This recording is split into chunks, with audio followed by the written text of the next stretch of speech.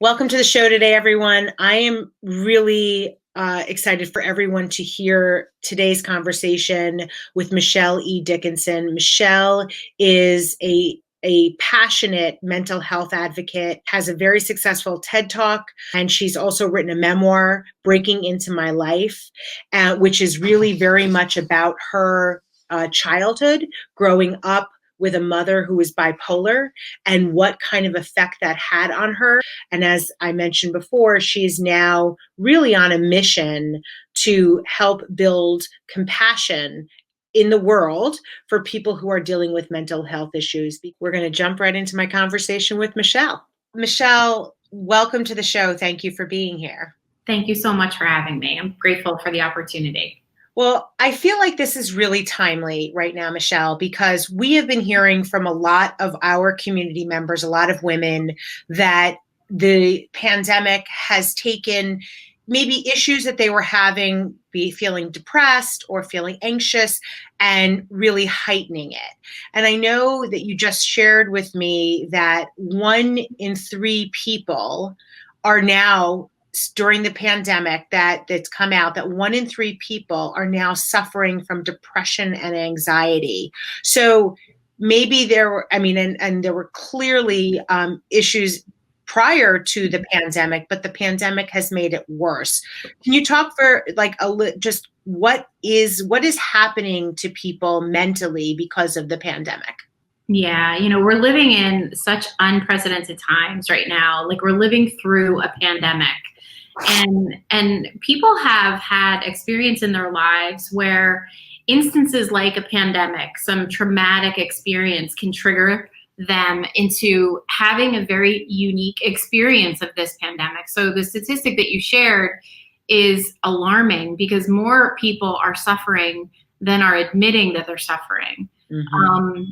And I think that people think that they need to just muscle through it, push through it. I'll be fine. And to be honest with you, a lot of us never anticipated this would last 9+ months and we'd be going into Christmas, still dealing with the pandemic. And now we have increased numbers in our state. So it's really, and then you layer on top of that the stigma and the fear of being judged for admitting that maybe you're dealing with something. Because, our society tells us you're either mentally well or you're mentally ill, when in reality we're living our lives, and mental health should really be a continuum that we're just kind of going across. And some days we're going to be up and some days we're going to be down. Right. So I really preach to people to give yourself grace. This is not easy for any one of us, but most importantly, don't do it alone. Start talking to someone about how you're feeling, and let's normalize this conversation.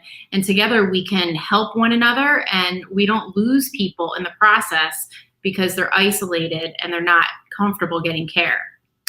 Yeah, and it can be such an alienating experience right now that, for people. And if you were already feeling like you had, some issues where you needed to talk to somebody or you needed to do something related to your mental health, this has probably only made it more difficult. So why do you think it is that we as a society are not as open about mental health, that there is still this stigma that people have to deal with if they are dealing with mental health issues? Yeah, I think it comes from generations and generations, right? Like, my mother was bipolar. We didn't dare talk about it outside of the home. Mm-hmm. It was like the family secret. And how many other families in my childhood generation didn't even acknowledge a loved one was suffering? So as much as we deal with the stigma now, honestly, we are far ahead than we once were. Right. But it's inherited from how our parents related to it to how we relate to it. And then the media then has its role in how we perceive mental illness. And, fundamentally, the brain is just another organ. And if we could just stop for a second and realize it's really just another organ, why am I ashamed that I need support for it? Mm-hmm. If I had a heart problem and I got support for it, I would not be ashamed. Right. I would just take care of myself. Right. So I think it exists. I'm hopeful. I feel like celebrities and athletes do us a huge service by by going first and being courageous and having us see that, you know what, even the success story over there is struggles, so I'm not alone. And even as more and more people are courageous to tell their story, it really does humanize it and normalize the conversation. So you mentioned that your mom had bipolar, and that can you talk about your journey, because your life and sort of where you are today in terms of the work that you do, and helping people, and really trying to help break down the stigma of mental illness, stem from your own life experiences. Can you talk about your own life, what your life experiences are related to this, and how it sort of brought you down this path? Yeah, I am so passionate about this. And, you know, I grew up with a mother who had bipolar disorder. It was sort of like the child-parent role reversal. I cared for her for many, many years. Mm-hmm. I was on the journey with her of mania to deep depression. Mm-hmm. It was very, very hard. Anyone who loves someone with a mental illness, it can be incredibly punishing. Mm-hmm. And paralyzing, because there's not a lot you can do, and then you can oftentimes get lost in the care of a loved one. So, you know, that whole experience shaped me into the woman that I would be. And I was adopted, so I never thought I would deal with a mental illness. And then a few years ago, I was going through a major life event, mm-hmm. like just a reflection that nobody's immune. Mm-hmm. And I wound up dealing with depression myself and getting that diagnosis and getting a therapist and all of that. And so it was in the telling of my story on the TEDx stage and writing my memoir about my mother's experience that I got really connected to the power of storytelling and how my story can open the door for other people to talk about it. Mm-hmm. So it ignited me. And then I think the straw that really was the turning point for me was that diagnosis of depression myself, mm-hmm. and then going to work and trying to do life dealing with depression, and having a boss who was just so incredibly insensitive and had zero compassion for me and would evaluate me on my bubbliness. That was the turning point for me, because I thought, how many other people are mm-hmm. just trying to do their life and navigate some type of invisible disability? I need to do more. I need to be the change that I want to see and create more compassion in the workplace for people. Yeah. That's my mission. So you just said that your mission is to help create more compassion and awareness about mental health issues, and specifically in the workforce. So when you gave that TED talk, mm-hmm. you were still at your old company. You were still at you were at a large pharmaceutical company, right? And you had, you really put yourself out there. What was the reaction that you got from people to being so open? Yeah, it was a very vulnerable thing to do in a corporate environment. The cultures are not always receptive to somebody going first, but I did. I mean, I was such an advocate for causing more compassion where I worked that I thought I have to lead by example. You know, it's a very interesting thing when you put yourself out there in a corporate world where the facade that you wear is, I have it all together, right? You know, it was a little easier for me because I wasn't the one navigating the depression, but it was really telling one on my family and telling one on my mother. And it was met with a lot of people looking the other way, like, oh, can you believe that she did that? Can you believe that she went on the stage and said that? And then there were other people that came up to me and said, thank you. I've been dealing with this. My father is bipolar, or I suffer from bipolar disorder. You gave me insight into what my life, the impact of my life on the ones that I love. Mm-hmm. So it far outweighed the, some of the reactions to hear the difference that my story made. How does somebody assess whether they have an issue? You know, it is one of those things that people are learning more and more about what it means to be bipolar. Yeah. Can you talk about what does it mean to be bipolar? Mm-hmm. But can you also give us a sense for how does somebody know if they have issues with depression and anxiety, Yeah. and something that they may want to, and then we'll talk about what people can do. But Yeah. how does someone know?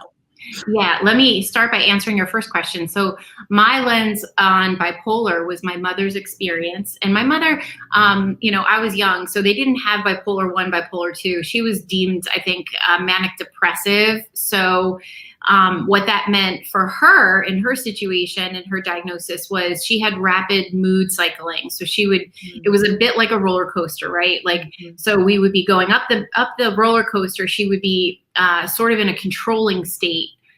Very, very much like everything had to be in order. She'd get to the top of the roller coaster. She'd be on top of the world, as I explain it, because she was in her mania. And it was like Disney. We would go shopping. She would take me for ice cream. There was nothing I couldn't do that she did not love about me in that moment. Only for her to crash. And then she would go down and she would be in a very deep depressive state where she would be crying and I couldn't console her. So that was the experience of my mother's life. That was the roller coaster. And eventually she would be taken away to the hospital, hospitalized, shock therapy, and she would return home a completely different human being. And that happened several times throughout my childhood. But your other question, so I teach a resilience program for companies and for teachers. And in that program, the first thing I want people to do is to just get present to how they're doing every day. I don't know about you, but I wake up in the morning and I suddenly am reminded, oh, my back hurts or my foot hurts. You're very aware of the physical way that you're feeling every day because it sort of like reminds you of your age. Like I'm almost 50, so I'm like, oh yeah, that's now hurting. But like, what if we did that for our brain? What if we woke up in the morning and said, how am I doing today? How is my disposition right now? How am I feeling? Because that really is the first step is if you just don't ignore your well-being and you get present to it every day, right? So that's a practice I want people to start to do to assess themselves. And if they're not feeling like they have the joy in their life or they're enjoying the things that they love or their appetite is changing, those are some of the signs and symptoms that they probably should be looking to get some type of support. And for all the signs and symptoms of depression, since I'm not a clinician, you'll want to go to a website like the National Alliance on Mental Illness, which is NAMI.org. And you can see what those signs and symptoms are of depression. But I always say to people, get yourself a therapist before you need a therapist, because no one wants to have to go and get a therapist when they're in crisis. So I know I have one and it's just a good thing. And then having someone that you can talk to and confide in, even outside of a therapist, like could be your best friend, someone you can talk to honestly and just be like, God, this is really a rough day for me. Yeah.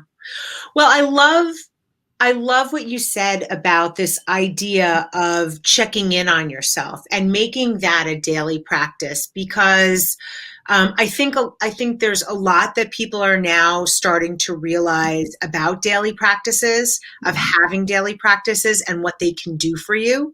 And the daily practice of saying, what's going on? How am I feeling today? Is an important part of that self-awareness. And you don't, as you said, don't want to get to a point where you're sort of really in it before you actually try to figure out what you can do to help yourself. What are some things you can do? So let's say you're doing this assessment and you say, okay, you know what? I feel like I need something. I need something to do. I need something to help myself.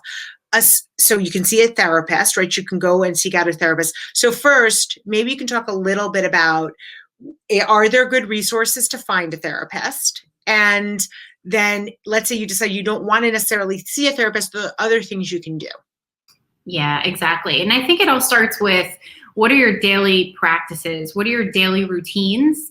I know for myself, it's very easy to roll over in the morning and grab my cell phone and start scrolling on social media. And it's very easy to do. We do it all the time if we're just sort of not committed to what our well-being, right? So for me, it's the practice of gratitude. It's the practice of getting up in the morning and reflecting immediately on what are the 3 things that are going well. During a pandemic, it's sometimes hard to do that. So it's really about having a practice of gratitude, an attitude of gratitude. And that starts your day off on a completely different trajectory than if you started to look on Instagram and behind behind the scenes, you're subliminally comparing yourself to someone else. And we all know the impact of social media on our psyche. So taking control of that, having structures in place that have us like move our body, getting exercise and getting outside and getting fresh air has been proven to help us in terms of our wellness. Meditation to calm the mind. A lot of times, the reason why we're starting to feel anxious and overwhelmed is because we have so many thoughts on our mind. So doing some type of, even a 5-minute meditation that sort of clears your head, that's super helpful. And then having structure in a day where the pandemic has really flipped our routines and our structures on its head, still maintaining some type of structure and getting adequate sleep and getting adequate, nutrition and doing things for yourself on a regular basis, and not just, when you're finally hitting that point. Yeah. And, as you're talking, one of the things that, we know that, for example, alcohol sales have been up close to 30% since the pandemic started. And alcohol is a depressant, right? I mean, it's not something that this is like, information that's available, and it is a depressant. Yeah. So I wonder if there is a connection for people, because you were saying that so many more people now are having mental health issues, and you see this rise of alcohol consumption. It's up so significantly since the pandemic. I wonder if there's some connection for people there too. Listen, we're all just trying to navigate this pandemic, right? And we're leaning into those vices that help us temporarily feel good. And I don't want to fault anyone for that, because listen, I'm just as guilty. I was doing virtual happy hours like it was going out of style in the beginning of this whole thing. And then I would I'm single and I live alone, and I'd end the Zoom call and I'd be sitting there with an empty glass going, oh, I don't feel so good. This is maybe not the best idea for me to be participating in this. So, one of the things I share in my resilience program, another thing is monitoring how much we're consuming alcohol-wise, and even comfort food. I know we want to do those things. We want the comfort foods. They help us feel good temporarily. And so does the alcohol. I'm not saying don't do it at all. I'm just saying be mindful of it, because you have to think about what you're feeding your mind and your body. When you're eating and you're ingesting, you're also feeding your brain. So maybe the alcohol isn't the best thing for you to start to feel good physically, and if you're not feeling good physically, that's almost the root of everything. Yeah.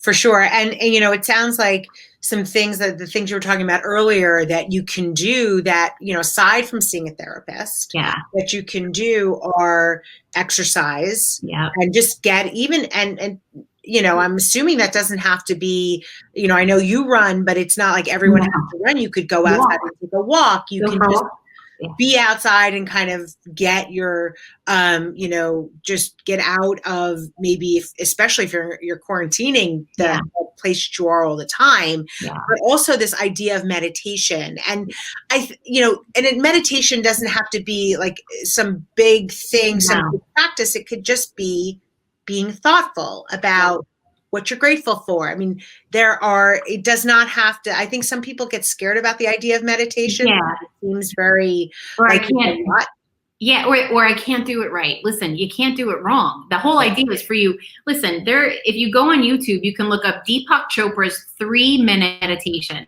It's 3 minutes. And it is amazing how it can calm you down. 3 minutes. And it's literally, he doesn't even have you close your eyes, but the whole idea is for you to just get present to your thoughts and be able to let them go.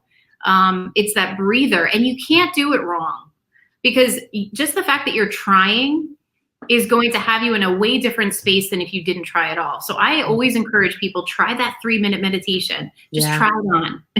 I love that. That is so great. And we'll make sure to put that in the notes, link to that in the notes for this show so that people can check it out.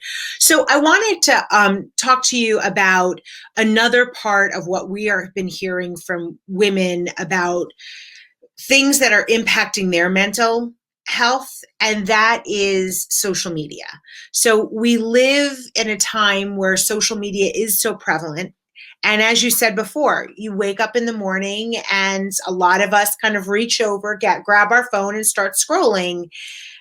What impact have you seen? And because you also deal with teenagers, so what impact have you seen on mental health from people's use of social media, and how is that? How are those things maybe connected? It's not necessarily what I've seen. It's the reality that social media literally can have a negative impact on us and how we perceive ourselves. I mean, the kids, for example, kids are looking for validation on social media. Their self-esteem doesn't come from within anymore. Their self-esteem is coming from a like. We're not too far behind them, you know? So I always, you know, even when I was, let me just tell you that when I was dealing with depression, the one thing that I wound up doing was removing social media apps from my phone and only accessing Facebook on my computer. Yeah. It gave me a degree of control because out of habit, we just do it. We just do it. And I think that the biggest test is scroll a little bit on either of those apps and then shut it down and then stop for a second and reflect on how you feel.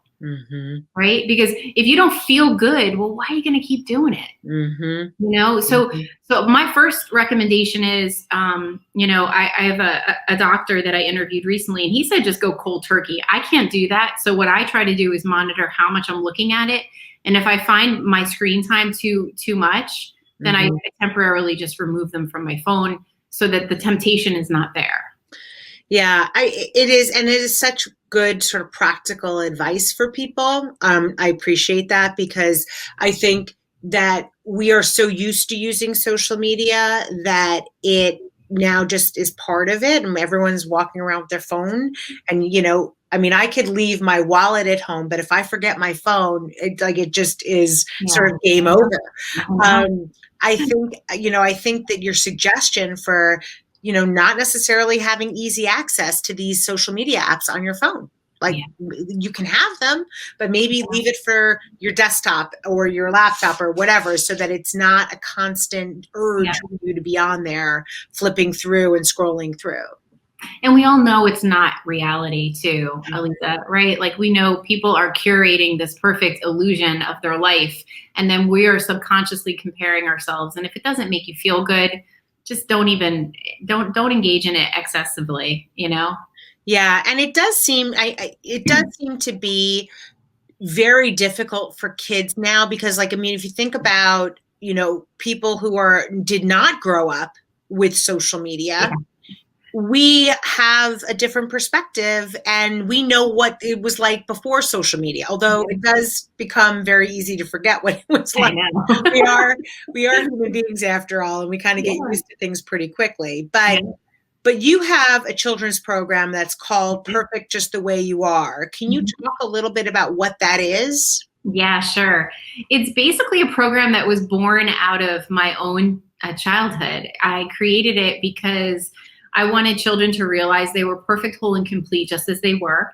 And I wanted to educate them on how to nourish their body, how to nourish their mind, and leadership. Because, you know, there's a childhood obesity epidemic, and now we have mental health in children, not the greatest. The statistics around child suicides has elevated drastically.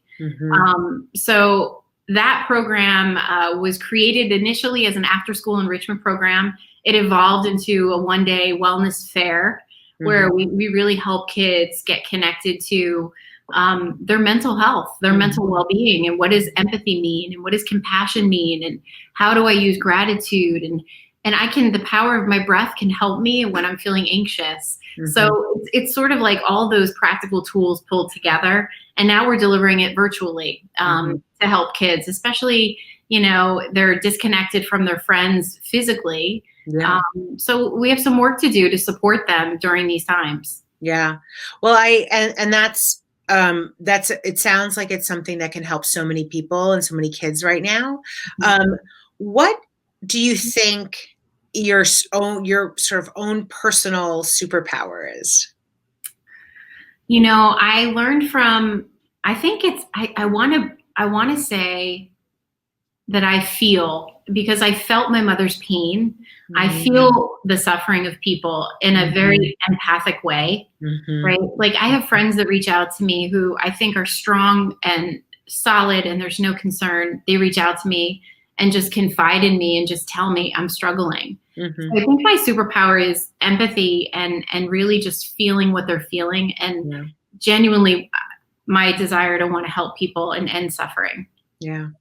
Well, that's wonderful. I mean, I think that it's clear too that you combine your ability to be empathetic, and also your ability to be self-aware, because I think that's the other thing that it sounds like you've worked to on that. It's a daily practice. It's part of what you do.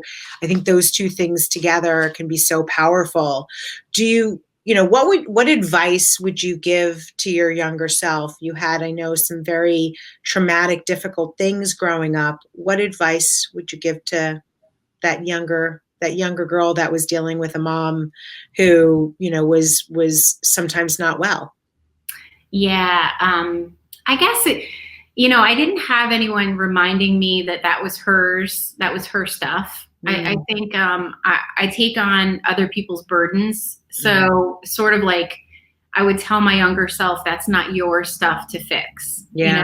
because that was really hers. Hmm. And I took that on, and that has repeated in my life. I take on the burden of other people, so I have to Hmm. like check myself and go, okay, Right. well, don't take it on. You could help, but like, don't take it on. Right. Well, Yeah, that's the empathy, right? That's the it is. empathy in It you, because is. you feel what they're feeling.